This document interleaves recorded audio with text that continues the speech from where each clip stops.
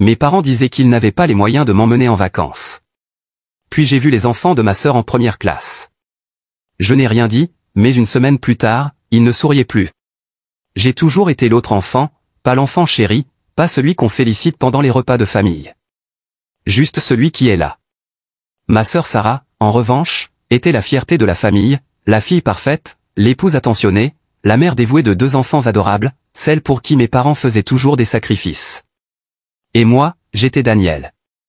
Le responsable. Celui qui ne demandait rien, qui travaillait dur, qui payait ses factures et qui, malheureusement, avait toujours un peu d'argent en trop quand quelqu'un de la famille en avait besoin. Au début, ce n'était que des petites choses. Dani, tu pourrais nous aider pour la facture d'électricité ce mois-ci, m'avait demandé un jour ma mère. Ton père et moi, on est un peu juste. Je venais juste de commencer mon premier vrai travail, j'étais heureux de pouvoir rendre service. Puis ma sœur a eu besoin d'un coup de main aussi. Liam a besoin d'un appareil dentaire, et c'est tellement cher. Je ne te demanderais pas ça si je ne savais pas que tu t'en sors bien, avait-elle soupiré au téléphone. Et ça a continué ainsi, aider pour les factures, couvrir des réparations imprévues, contribuer aux fournitures scolaires de mes neveux. Tu as de la chance, Dani, disait ma mère avec un sourire. Tu n'as pas toutes ces responsabilités, comme Sarah. De la chance. Voilà comment ils appelaient ça. Je me disais que ce n'était pas grave. C'était la famille, après tout. Et puis, je n'étais pas en difficulté. Je n'avais ni femme, ni enfant, ni dépenses énormes. Mais il y avait une chose que j'avais toujours rêvé de faire, voyager. J'y pensais depuis des années.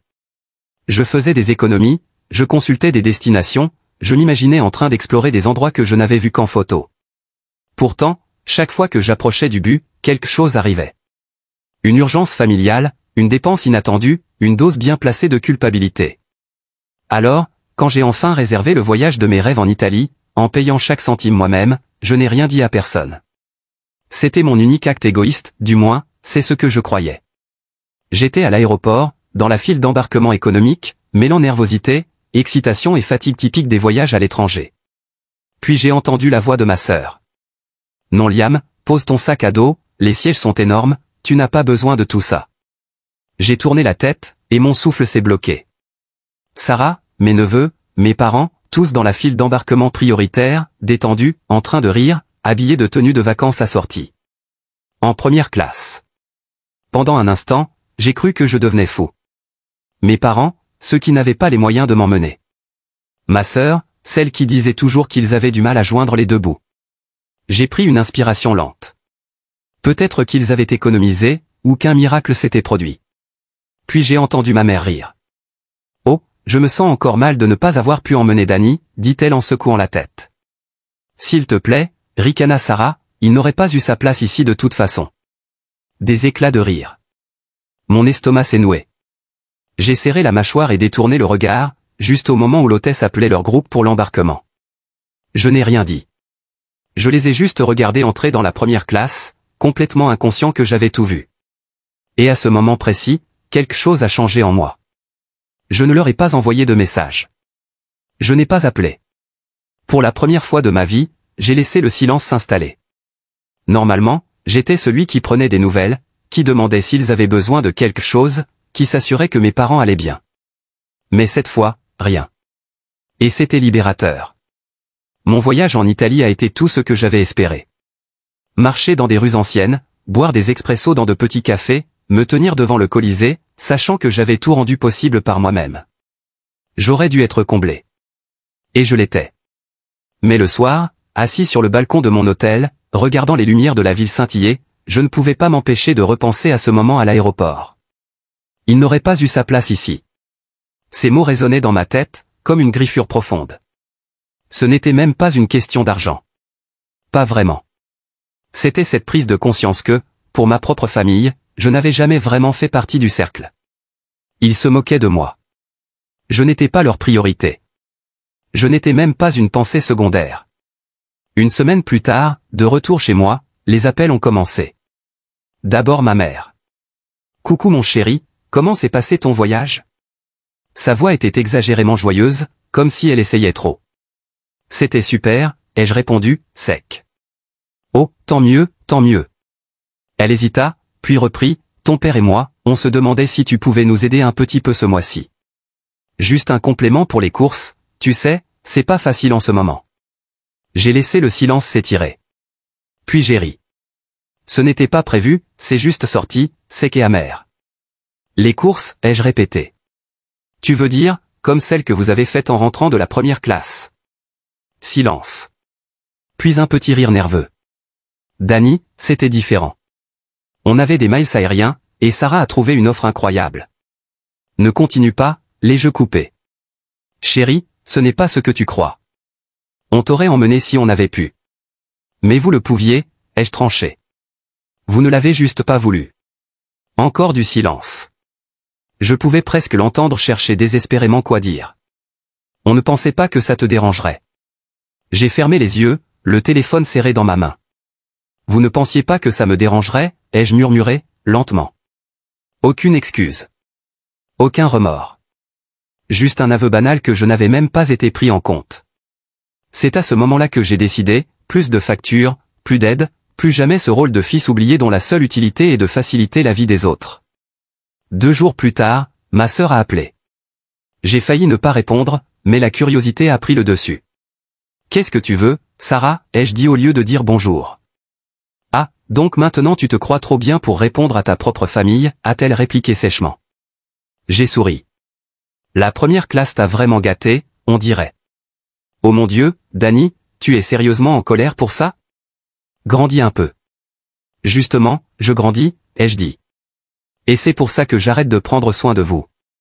Elle a marqué une pause, puis a pris cette voix qu'elle utilisait toujours quand elle voulait obtenir quelque chose, douce, gentille, mais pleine de manipulation. Danny, allez, tu sais combien c'est dur pour nous. Tu n'as pas d'enfant, pas de vraie responsabilité. C'est différent pour toi. Ah oui, ai-je répondu. Et pourtant, j'ai quand même payé les frais de foot de Liam le mois dernier. Eh bien, oui, parce que tu le fais toujours, a-t-elle dit, comme si c'était une évidence, comme si c'était mon rôle. Plus maintenant, ai-je simplement répliqué. Nouveau silence, puis elle a éclaté de rire. Oh mon Dieu. Elle a soufflé avec mépris. Tu es vraiment sérieux? Waouh, quel petit con égoïste. J'ai raccroché. Et pour la première fois de ma vie, je me suis senti libre. Le silence n'a pas duré longtemps. Dès le lendemain matin, mon téléphone était inondé d'appels manqués et de messages. D'abord ma mère, Daniel, je ne sais pas ce qui te prend, mais ça ne va pas du tout. On est une famille. Les familles s'entraident. Rappelle-moi. Puis mon père, fiston, ne fais pas de drame. Tu sais que ta sœur et les enfants ont besoin de toi. Sois raisonnable. Ensuite Sarah, tu ignores vraiment maman et papa? Sérieusement? Tu crois vraiment que tu vaux mieux que nous maintenant? Je n'ai répondu à aucun d'eux. À la place, je me suis levé, je me suis préparé un café et je me suis installé sur mon canapé dans un silence total. Un silence que je n'avais pas connu depuis des années, sans que quelqu'un me demande quelque chose. C'était incroyable. Mais vers midi, les tentatives de culpabilisation ont laissé place à une vraie panique. Un autre appel de ma mère. Je l'ai laissé aller sur la messagerie. 1 minute plus tard, mon téléphone a vibré, un message. Danny, s'il te plaît, on a un problème. J'ai levé les yeux au ciel. Encore un problème. Une autre crise que j'étais censé résoudre. Puis un autre texto. C'est à propos de la maison. Là, ça a attiré mon attention. J'ai soupiré, hésitant à l'ignorer. Mais une part stupide en moi s'en souciait encore. Alors j'ai appelé. Qu'est-ce qu'il y a, ai-je demandé dès qu'elle a décroché. Elle a soupiré, dramatique, Daniel, ton père et moi ne voulions pas t'inquiéter, mais, on a du mal, et, on est en retard sur l'hypothèque. J'ai pincé l'arête de mon nez. Et vous me le dites seulement maintenant? On ne voulait pas t'embêter, a-t-elle insisté. Mais là, on a vraiment besoin de ton aide. De l'aide, ai-je soufflé. Tu veux dire que tu veux que je la paie, c'est ça? Juste pour ce mois-ci, s'est-elle empressée de dire. Juste de quoi nous maintenir à flot, le temps que ça se stabilise. HM, ai-je dit en me calant contre le dossier. C'est marrant que vous ayez pu vous payer des billets en première classe, mais pas votre propre maison.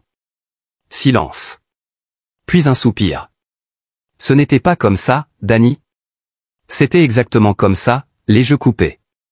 Vous n'avez pas hésité une seconde à dépenser pour les enfants de Sarah. Mais quand il s'agit de votre propre fils, il n'y a soudainement plus rien. Ce n'est pas juste, a-t-elle répliqué sèchement. Tu ne sais pas ce que c'est d'élever des enfants, d'avoir de vraies responsabilités. Tu as raison, je ne sais pas, ai-je dit froidement. Parce qu'au lieu d'avoir ma propre vie, j'étais trop occupé à prendre soin de la vôtre. Silence. Puis enfin, dans une voix bien plus douce, Danny, on a besoin de toi. Et c'était la vérité. Ils avaient besoin de moi. Pas parce qu'ils m'aimaient. Pas parce qu'ils me respectaient. Mais parce que sans moi, tout leur château de cartes s'effondrait. Je sais, ai-je répondu. Mais vous allez devoir vous en sortir sans moi. Puis j'ai raccroché. Et cette fois, je n'ai pas ressenti la moindre culpabilité. Les jours qui ont suivi ont été étrangement silencieux. Aucun message, aucun appel, aucune tentative soudaine de me faire culpabiliser. Pour la première fois depuis des années, j'étais totalement libre. Mais je savais que ça ne durerait pas. Et effectivement, le 3e jour, ma sœur s'est pointée chez moi. J'ai entendu frapper avant même de regarder mon téléphone. C'était Sarah. J'ai pris mon temps pour me lever. Je n'étais pas pressé de lui faire face. Quand j'ai finalement ouvert, elle a débarqué sans attendre d'invitation. « Qu'est-ce qui ne va pas chez toi ?» a-t-elle soufflé en jetant son sac sur mon comptoir. « Pardon ?» ai-je levé un sourcil. « Tu sais très bien de quoi je parle ?» a-t-elle craché. Maman devient folle, papa panique, et maintenant c'est moi qui dois tout gérer parce que monsieur a décidé de faire une crise. J'ai croisé les bras. « Tu veux dire que, pour une fois, c'est toi qui t'en occupes ?» Elle a levé les yeux au ciel. « Oh là là, ne fais pas ton théâtre. Tu sais très bien qu'ils ont besoin d'aide. Tu les punis juste parce que tu es jaloux. » Jaloux, ai-je répété, riant d'incrédulité. Oui Danny, tout ça, c'est à cause du voyage, pas vrai? Tu es énervé parce qu'on ne t'a pas invité, et maintenant tu fais ton caprice. J'ai secoué la tête. Tu ne comprends vraiment rien, hein? Sarah a soufflé. Oh, vas-y, éclaire-moi. J'ai pris une grande inspiration, me forçant à rester calme. Ce n'est pas à cause du voyage, Sarah, ai-je dit. C'est à cause du fait que pendant des années. C'est moi qui ai toujours fait en sorte que cette famille tienne debout. J'ai réglé les factures, aidé avec tes enfants, payé pour les urgences, pendant que toi, maman et papa faisiez comme si je n'existais pas, sauf quand vous aviez besoin d'argent. Elle croisa les bras. Ce n'est pas vrai. Vraiment, ai-je demandé. C'était quand, la dernière fois que maman m'a appelé juste pour prendre de mes nouvelles? Ou que papa m'a demandé comment j'allais? La seule fois où mon téléphone sonne, c'est quand l'un de vous veut quelque chose. Et j'ai laissé faire, parce que je pensais que c'était ça, une famille. Mais ensuite, je vous ai vus tous en première classe, en train de rire sur le fait que je ne collerais pas. Son visage devint pâle. Je l'avais touché. Donc non, ai-je continué. Ce n'est pas à cause du voyage. C'est parce que j'ai compris, pour la toute première fois, que je n'ai jamais vraiment fait partie de cette famille. J'étais juste votre filet de sécurité. Et j'ai fini de jouer ce rôle. La bouche de Sarah s'ouvrit et se referma, sans qu'aucun mot n'en sorte. Pour la première fois, elle n'avait rien à répondre. Finalement, elle attrapa son sac. « Très bien, dit-elle d'un ton raide. Fais ce que tu veux, mais viens pas pleurnicher quand tu te rendras compte de l'erreur que tu as faite. » J'ai souri. « T'inquiète pas, ai-je dit. Je ne viendrai pas, » elle claqua la porte en sortant, et pour la première fois de ma vie, je me suis senti libre. Après cette sortie théâtrale, je me suis préparé à la suite. Mes parents n'étaient pas du genre à laisser tomber facilement, et je savais qu'ils allaient tenter quelque chose. Et effectivement, dès le lendemain, mon téléphone s'illumina avec un message de mon père. « Daniel, viens dîner dimanche. Il faut qu'on parle. » J'ai failli rire. Il faut qu'on parle, dans notre famille, ça voulait dire « on a besoin que tu fasses quelque chose, et tu vas dire oui ». J'étais tombé dans le piège des dizaines de fois. Pas cette fois. J'ai répondu « je suis occupé ». 1 minute plus tard, mon téléphone a sonné. J'ai soupiré, répondant uniquement par curiosité. « Quoi ?» ai-je dit. « Daniel, comment ça mon père ?» Sa voix ferme mais tentant d'être raisonnable, « ça suffit maintenant. Tu agis comme un enfant. » « Ah bon ?» ai-je dit en m'affalant sur le canapé. Parce que d'où je suis, j'ai l'impression d'être le seul à me comporter en adulte. Silence. Puis il a soupiré. « Fiston, tu compliques les choses pour rien. On est une famille. Et les familles ne s'abandonnent pas, abandonner, ai-je répété. Comme vous m'avez abandonné à l'aéroport? Nouveau silence. Ce n'est pas juste, finit-il par dire. On n'a rien voulu dire par là. Peut-être, ai-je répondu. Mais vous ne m'avez pas inclus non plus. Silence, encore. Puis il a changé de ton. Écoute, ta mère est très bouleversée. Elle pleure pour tout ça. Elle veut juste que tout redevienne normal. Voilà. Le chantage émotionnel. Moi aussi, ai-je dit. Mais chez nous, normal, ça veut dire que je suis traité comme un portefeuille ambulant. Et ça, c'est fini. Ce n'est pas pour ça qu'on t'appelle. Alors pourquoi tu m'appelles maintenant, papa, les jeux interrompus? Pourquoi tu ne m'as pas appelé la semaine dernière? Ou celle d'avant? Pourquoi c'est toujours quand il vous faut de l'argent? Silence. Cette fois plus long. Puis, dans un soupir, mon père finit par dire, je ne sais même pas ce que tu attends de nous, Daniel. Rien, ai-je dit. C'est tout le problème. Et j'ai raccroché. La phase suivante, le désespoir. Les jours suivants, j'ai attendu un nouveau message, un nouvel appel, peut-être même une visite non désirée. Mais rien n'est venu. Un silence trop calme. Puis un soir, alors que je me préparais à aller me coucher, mon téléphone vibra avec un message de Sarah. J'espère que tu es content. Maman et papa ont de gros problèmes à cause de toi. J'ai levé les yeux au ciel. Moi, ils s'en sortiront, Sarah. Sarah, non, en fait, non. Ils ont 2 mois de retard sur leur prêt immobilier, et la banque a déjà envoyé des avis. Mais j'imagine que ça ne t'importe pas, si? Moi, comme ça vous importait peu quand vous avez acheté des billets en première classe. Sarah, oh mon Dieu, laisse tomber. C'était juste une fois. Moi, et c'est cette fois-là que j'ai vu la vérité. Elle n'a pas répondu. Le lendemain matin, ma mère a rappelé. Cette fois, j'ai répondu. Dani, sanglota-t-elle, on a de gros problèmes. Je sais, ai-je dit. La banque. Ils menacent de saisir la maison. Je suis resté silencieux. J'attendais. Je sais que c'est tendu en ce moment, continua-t-elle, sa voix tremblante, mais on reste tes parents. S'il te plaît, aide-nous, juste une dernière fois. Une dernière fois. Exactement l'expression qu'ils avaient utilisée, la toute première fois qu'ils m'avaient demandé de l'argent.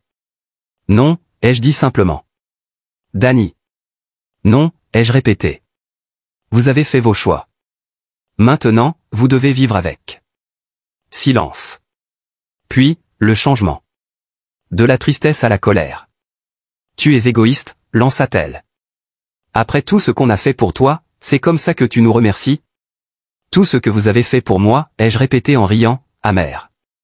Maman, cite-moi une seule chose, une seule, que vous avez faite pour moi ces 5 dernières années qui ne soit pas liée à une demande d'argent. Rien. Pas un mot. Et c'était ma réponse définitive.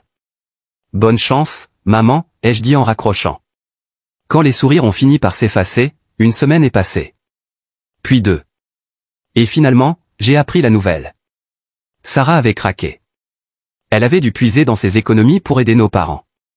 Chose qu'elle n'avait jamais faite auparavant, pas tant qu'elle m'avait moi pour le faire. Elle avait été forcée de payer leurs prêts, leurs factures, même une partie de leur dette de carte de crédit qui s'était accumulée depuis des mois. Et ça ne se passait pas bien. J'ai appris par un ami commun que Sarah et son mari se disputaient à propos de l'argent. Apparemment, ils ne savaient même pas à quel point mes parents comptaient sur moi. Et maintenant qu'elle était à leur place, ça mettait aussi leur budget en danger. Leur petite vie parfaite commençait à se fissurer. Les sourires faciles s'effaçaient. Et mes parents, ils étaient enfin en train d'apprendre ce que c'est que de galérer, sans leur filet de secours, sans moi. Et moi, je ne m'étais jamais senti aussi léger. Le silence de ma famille s'est prolongé pendant des semaines. Je m'attendais à plus d'appels, plus de tentatives de culpabilisation, peut-être même une autre visite inattendue. Mais après le dernier message amer de Sarah, tout s'est arrêté. Je n'étais pas assez naïf pour croire que c'était fini. S'ils ne me parlaient plus, c'était parce qu'ils étaient trop occupés à galérer. Et moi, j'étais enfin, et délicieusement, libre. Une vie sans eux, pour la première fois depuis des années. Mon salaire m'appartenait. Je n'avais plus à en envoyer une partie à mes parents pour leurs factures. Je n'avais plus à payer les frais de scolarité des enfants de Sarah. Je n'avais plus à adapter mon budget en fonction de leurs besoins. J'ai commencé à faire des choses que j'avais toujours repoussées. J'ai redécoré mon appartement, acheté de nouveaux meubles, même cette machine à expresso haut de gamme que je convoitais depuis des mois. J'ai fait un autre voyage, cette fois au Japon, un pays que je rêvais de visiter depuis l'adolescence. Et pour une fois, j'ai vécu sans culpabilité. Pas de messages insistants, pas d'urgence, pas de honte à dépenser mon propre argent pour moi.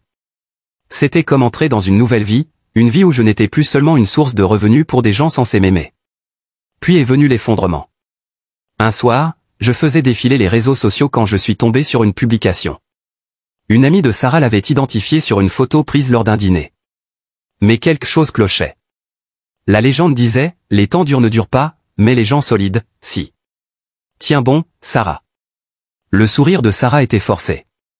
Son mari, Marc, avait l'air épuisé. Tous deux semblaient avoir vieilli de plusieurs années en quelques semaines. Curieux, j'ai cliqué sur le profil de Sarah. Le flot habituel de photos joyeuses en famille avait disparu. Plus de vacances à la plage, plus de fêtes somptueuses pour les enfants, plus de vantardises sur sa vie parfaite. Juste du silence. J'ai haussé un sourcil. Puis j'ai reçu un message d'une personne inattendue, Kelly, une amie de Sarah. Salut Dani. Je ne sais pas si je devrais te contacter, mais je pense que tu devrais savoir que ça va très mal chez eux. J'ai hésité, mes doigts suspendus au-dessus de l'écran. Moi, pourquoi tu me dis ça, Kelly? Kelly, parce que je sais tout ce que tu as fait pour eux. Et maintenant que tu as arrêté, tout s'écroule. Quelques minutes plus tard, un autre message est arrivé. Cette fois, une capture d'écran. Elle provenait d'un groupe privé où Sarah échangeait avec ses amis les plus proches. Et j'ai vu exactement ce que ma sœur disait sur moi. Sarah, Dani est un imbécile. Il reste là à nous regarder souffrir comme si on le méritait. Il ne se soucie de personne sauf de lui-même. J'ai dû vider mes économies juste pour maintenir maman et papa à flot. Et tu sais quoi? Il coule encore. On ne peut pas continuer comme ça. Marc est furieux. Il dit que tout est de leur faute d'avoir toujours compté sur Dani. Je jure que si Dani ne revient pas bientôt en rampant, je ne sais pas ce qu'on va faire. J'ai éclaté de rire. En rampant? Elle pensait encore que c'était moi qui avais besoin d'eux. Un appel inattendu. Une semaine plus tard, j'ai reçu un coup de fil d'un numéro inconnu. J'ai failli ne pas décrocher, mais quelque chose m'a poussé à répondre. Allô? Dani. Je me suis figé. C'était mon père. Je n'avais pas entendu sa voix depuis plus d'un mois. Qu'est-ce que tu veux? Ai-je demandé sèchement. Il a poussé un long soupir. Fiston, écoute, il faut qu'on parle. Non, vraiment, ai-je répondu. Daniel, a-t-il dit, et sa voix a pris ce ton condescendant que je connaissais si bien, ça suffit maintenant. Tu as fait passer ton message. Mais on était parents, et tout ça devient ridicule. J'ai esquissé un sourire. Ce qui est ridicule, c'est d'avoir abandonné sa famille à cause de vacances stupides. Il a claqué, tu te rends compte de ce que tu dis? Et voilà. Même après tout ça, il ne comprenait toujours pas, ce n'est pas à cause des vacances, ai-je dit, à bout de patience. C'est à cause des années que j'ai passées à me sacrifier pour une famille qui ne m'a jamais montré la moindre reconnaissance. Ce n'est pas vrai, a-t-il répliqué rapidement. On t'a toujours apprécié. Alors pourquoi je n'ai jamais été invité, les jeux coupés? Silence. Je l'entendais respirer, sentir le poids de ma question peser sur lui. Mais il ne l'admettrait pas, écoute, dit-il à la place, on peut arranger les choses, ta mère et moi. Arranger quoi, papa? Les jeux interrompus encore. Le fait que j'ai enfin des limites? Le fait que vous ne pouvez plus me manipuler? Parce que ça, ce n'est pas arranger quoi que ce soit. C'est juste vouloir revenir à ce que c'était avant. Nouveau silence. Puis enfin, un souffle nerveux. Sarah a des problèmes, Dani. Elle a besoin d'aide. J'ai ri. Je n'ai pas pu m'en empêcher. Oh, donc maintenant Sarah a besoin de moi. Elle coule, Marc parle de vendre la maison, les enfants ne comprennent pas ce qui se passe. Ce n'est pas ton problème? Non, papa. Ce n'est pas mon problème. Sois raisonnable. Je le suis, ai-je répondu calmement. Pour la première fois de ma vie, je suis parfaitement raisonnable. Long silence. Puis la voix de mon père est devenue glaciale. Donc c'est ça. Tu t'en vas, tu les abandonnes. C'est vous qui m'avez abandonné les premiers, lui ai-je rappelé. À l'aéroport. Tu te souviens. Nouveau silence. Puis enfin, il a lâché d'un ton sec et amer, très bien. Et il a raccroché. L'adieu final. C'était la dernière fois que j'ai entendu la voix de mon père. Je m'attendais à une autre tentative de ma mère, une dernière prière, mais elle n'est jamais venue. Sarah, elle, a arrêté de m'écrire complètement. Un mois plus tard, j'ai appris par une connaissance commune que Sarah et Marc avaient vendu leur maison et emménagé dans une plus petite. Mes parents avaient eux aussi dû réduire leur train de vie, contraints d'abandonner la vie confortable à laquelle ils s'étaient accrochés si longtemps. Pendant des années, ils avaient fait semblant d'être au-dessus de moi, de ne pas avoir besoin de moi. Et maintenant, ils avaient enfin compris ce que signifiait vraiment une vie sans moi. Et moi, j'étais libre. Libre non seulement du poids financier, mais libre d'eux. Je ne leur devais rien. Ni ma réussite. Ni mon argent. Ni mon pardon. Alors j'ai pris une profonde inspiration, j'ai bloqué leur numéro et je ne me suis jamais retourné. Pour la première fois de ma vie, je vivais pour moi-même. Et c'était merveilleux.